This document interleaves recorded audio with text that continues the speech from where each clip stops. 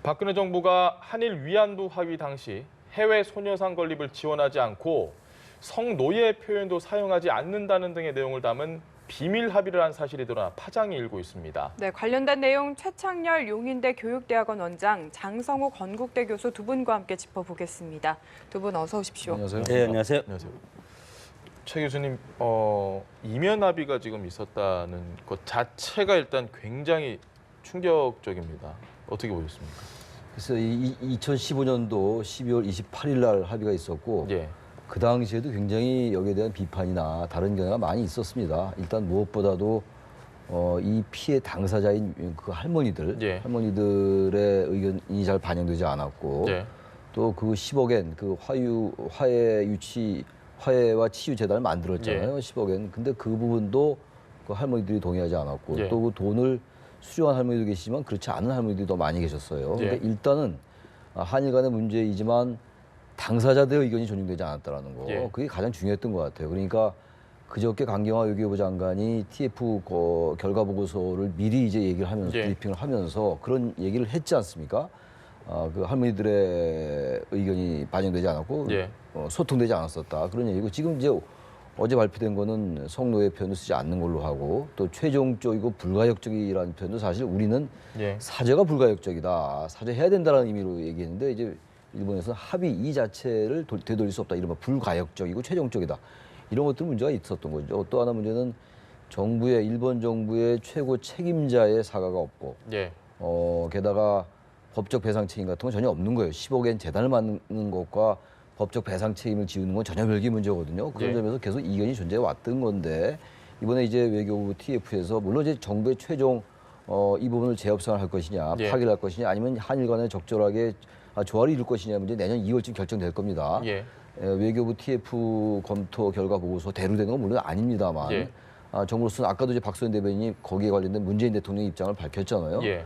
저는 그래서 이 부분은 일단 국민들이 생각하는 게 대단히 중요해요. 그리고 이건 단순히 외교 현안이고 외교 사안이니까 공개되면 안 된다라는 예. 관점에서 접근하는 데 한계가 있다. 다시 말하면 외교 사안이면 분명하지만 예. 이건 우리나라의 정체성에 관련된 문제고 우리가 피해를 본 문제입니다. 예. 이 문제는 일반 외교 사안으로만 접근하는 문제는 아니다. 국민의 알 권리도 대단히 중요하다. 이렇게 뭐 전체적으로 알겠습니다. 총평을 합니다. 예. 네, 구체적으로 좀 처음부터 짚어보면요. 이면 합의가 있었다는 것 자체도 좀 충격적인데 네. 내용을 보면 좀 4가지 정도로 볼 수 있을 것 같은데 거의 일본 정부의 요구사항을 우리가 그대로 거의 다 들어줬다 이런 생각이 들거든요. 좀 예. 어떻게 판단하세요? 네, 우리가 이제 한일 관계의 어떤 특수성이 있지 않습니까? 여기에서 정부가 사실은 협상은 그렇게 할 수 있습니다. 여러 가지 밀고 당기기를 할 수 있는데 예. 합의라는 것은 여기에서 우리가 지금 비판하는 것이 비공개 합의 또 예. 이면 합의 아니겠습니까? 물론 이면 합의가 우리 정치권에서 정당의 3당 합당이니까 이런데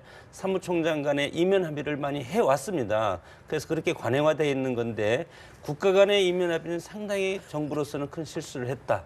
이 이면 합의라는 것은 다른 말로 하면 주권자인 국민 그리고 당원 그리고 위안부 피해자 이런 분들의 의사와 상관없이 정부의 어떤 성과주의에 매몰돼서 예. 국가와 국가 간의 외교적인 그런 어떤 결과를 도출했다는 것 아니겠습니까? 이것은 일본이 이거에 대해서 앞으로 이거에 대해서 1mm도 합의를 안 움직이겠다. 네. 이렇게 예. 아베가 지금 주장하고 있지 않습니까? 이런 상황에서 지금 세계화 시대 이후에는 민족주의 시대로 지금 가고 있습니다. 세계가. 그래서 과거사 문제라든가 영토 분쟁 이런 걸로 가고 있는 이 시점에서 정부가 과거에 그런 위안부 엄청나게 우리한테는 뼈아픈 그런 문제 아니겠습니까? 예. 이런 것들을 일본의 주장을 전폭적으로 수용했다는 것은 그것도 국민의 뜻이 아닌 외교적인 성과를 위한 이면 합의로 이것을 동조해줬다는 것은 예. 우리 정부로서는 큰 실수를 하고 이것을 다시 번복하기는 상당히 어려운 그런 과제가 지금 문재인 정부한테 주어졌다고 봅니다. 그 이면 합의 내용 중에 비공개된 것 중에 뭐 여러 가지 이야기가 있었는데 우리 청와대가 그 이후에 합의를 한 이후에 국제 무대에서 위안부 문제 언급을 자제하자라는 방침을 내렸다는 것 자체가 사실 좀 이해가 안 됩니다. 이 부분은 어떻게 보세요? 이해가 가지 않죠. 지금 말씀처럼 외교부가 건의한 것도 청와대가 묵살했고 예. 그리고 어떤 그 소녀상 기린비 어떤 예. 그 당시를 기린다 하는 기린 그 비 만드는 예. 것도 지원하지 않겠다. 이런 것들은 있을 수 없어요 정부가. 그리고 그동안 박근혜 정부 때 해왔던 얘기들이 다 이런 이면 합의 내지는 또 비밀 합의 때문에 그런 발언들이 가능했던 것 같아요. 지금 예. 돌이켜 보면은 처음에 사실 박근혜 전 대통령은 이 한일 위안부 문제가 해결되지 않으면 절대 예. 한일 관계는 개선될 수 없다고 굉장히 강경한 입장이었어요. 예. 오히려 이제 그것이 이제 더 부메랑이 됐던 3년 거죠. 넘게 그래서 거의 정상화가 안 한일 돼. 관계가 거의 뭐 완전히 굳어버려서. 굳었고 아예 예. 뭐 왕래가 없었던 거였잖아요. 근데 미국으로서는 대단히 부담스러웠죠. 오바마 예. 정부 때 일입니다만 한밀 공조라는 게 미국으로서는 대단히 중요한 상황이었고 예. 그러다 보니까 오히려 이제 역으로 박근혜 정부가 지나치게 경직된 태도를 유지하다가 미국 정부의 압력 때문에 이렇게 굉장히 졸속이고 예. 굴욕적이고 또 비민주적인 합의 과정을 거친 겁니다 지금. 예. 이제 그제 발표한 거, 그제 발표한 이 내용이 바로 그런 것들이 고스란히 드러난 거예요. 그러니까 이러한 비판들은 계속 존재해 왔어요. 예. 그런데 이 부분들에 대해서 굉장히 어려운 입장에 처해 있습니다. 아까 우리 장 교수 말씀처럼 아베 총리는 어쨌든 여기서 단 1mm도 바꿀 수 없다는 입장이죠. 그건 자신들의 입장이에요. 예. 그래서 이 부분을 어쨌든 외교라는 게 또 상대가 있는 게 현실이기도 하고 말이죠. 예. 그러니까 이제 이 TF 결과 보고서를 기본으로 하되 오늘 문 대통령의 입장을 발표한 것처럼 예. 기본적으로 이건 그대로 갈 수는 없는 문제입니다. 도저히.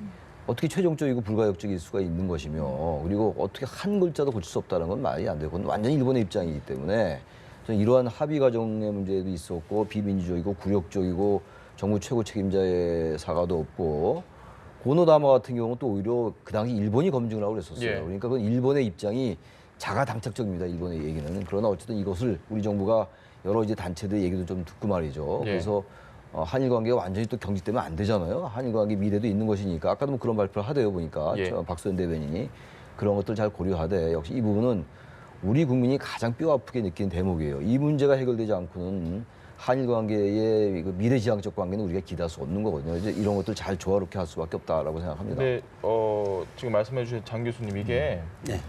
고노 외무상 말이 좀 일리가 있습니다.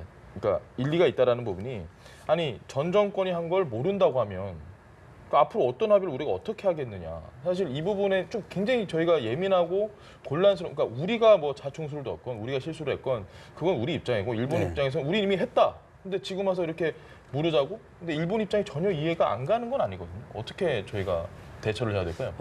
외교는 상대적이 있고 그리고 외교는 연속성이 있어야 됩니다. 그래서 인수위 기간을 거치고 물론 문재인 정부는 인수위 기간이 없이 바로 출범을 했지만 그러나 외교의 연속선상에서 봤을 때 문재인 네. 정부가 물론 이 이면함에 대해서 상당히 비판을 할 수가 있습니다. 비판을 할 수가 있지만 그러나 박근혜 정부도 국민에 의해서 탄생된 정통성 있는 정부 아니었습니까? 네.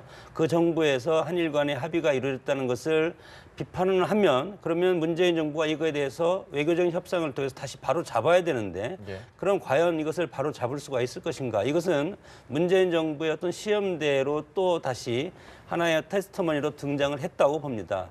그러나 이것과 달리 문재인 청와대 지금 박수현 대변인이 조금 전에 발표했듯이 예. 미래지향적인 한일 관계라는 것은 지금 대북 문제가 상당히 크지 않습니까? 예. 북한의 문제를 한미일 이 상호 연계해서 공조에 악영향을 끼칠 가능성도 상당히 크고 예. 이 한일 관계가 한일 관계 위안부 문제로 끝나는 것이 아니고 이 외교적으로 얽혀진 것이 경제적인 사회적인 그리고 외교적인 문제로까지 비화될 경우에는 예. 과연 누가 이득이 있을 것인가 이런 거를 봤을 때 정부가 이미 이거에 대해서 이민합의에 대해서 강력하게 지금 비판하고 나왔기 때문에 예. 그럼 이 이민합의에 대한 잘못된 부분을 정부가 앞장서서 한일 관계, 일본과의 어떤 외교적인 협상력을 통해서 이것을 바로잡을 필요가 있는데 예.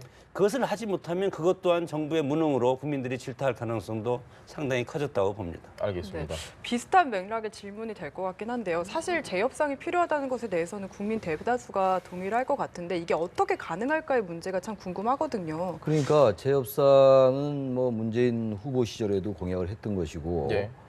재협상 하겠다고 그랬었죠. 근데 일단 뭐 아까도 말씀하셨고 저도 말씀을 드렸습니다만 외교는 어쨌든 파트너가 있는 거예요. 외교 상대가 있는 건데 일본이 지금 처음에 저렇게 강경하게 나오는 겁니다. 예. 그러니까 완전히 재협상이다. 완전히 파기다. 그리고 일본처럼 완전히 준수다. 이건 저는 어려울 것 같아요. 어차피. 이것도 일본의 입장에서 봐도 파트너는 우리가 있는 겁니다. 역시 이 문제는 우리의 문제거든요. 예. 일본이 지금 이걸 10억 엔이라는 문제를 해가지고 그것도 사실 일본이 제안한 거로 나타난 거 아니겠어요? 그렇다면 이 부분을 완전히 한 글자도 못 고치겠다. 이건 있을 수 없는 일이에요. 예. 어차피 이렇게 된 마당에 우리도 그렇다고 완전히 파기하겠다라고 해도 안 되겠죠. 향후 이런 문제가 또 나올 수 있는 것이니까 단지 이 문제가 일반 외교 현안과 똑같은 레벨로 똑같이 등치시키는 건 한계가 있다고 봅니다. 이 부분은. 예. 한일 관계 특성이라는 게 그야말로 있고 특히 위안부 문제의 특성이 있는 거예요. 이 부분은. 그렇다 하더라도 지금 역시 중요한 건 아까도 말씀 나왔습니다만 북핵 문제라든지 한미일 공존 역시 중요하고 예. 미국이 이것을 어떻게 바라보냐의 문제예요. 트럼프의 생각이 어떠냐도 굉장히 중요합니다. 지금. 그렇다고 해서 우리나라에 이런 부분들을 전혀 없다고 할 수도 없는 것이기 때문에 예. 지금 내년 2월쯤 발표한다는 계획인 것 같아요. 정부의 예. 입장을. 그러니까 그동안 시민단체나 여러 그 단체들의 얘기도 들어봐야 될 것이고 네. 시민들의 수기 과정이나 여론 수렴 과정도 우리가 보면서 예. 일본을 설득할 수밖에 없어요. 일본에게도 최대한 좀 끌어내서 일본의 입장도 양보를 하고 우리도 어느 정도는 이 현실 인정한 토대에 의해서 하되 적어도 피해 당사자 할머니들의 의견은 100% 존중돼야 된다. 그리고 알겠습니다. 일본 정부 최고 책임자의 사과 이런 것들은 좀 반드시 선행돼야 된다고 생각합니다. 알겠습니다. 지금까지 최창렬 용인대 교육대학원 원장 그리고 장성호 건국대 교수와 함께 이슈 짚어봤습니다. 오늘 두 분 말씀 여기까지 듣겠습니다. 감사합니다.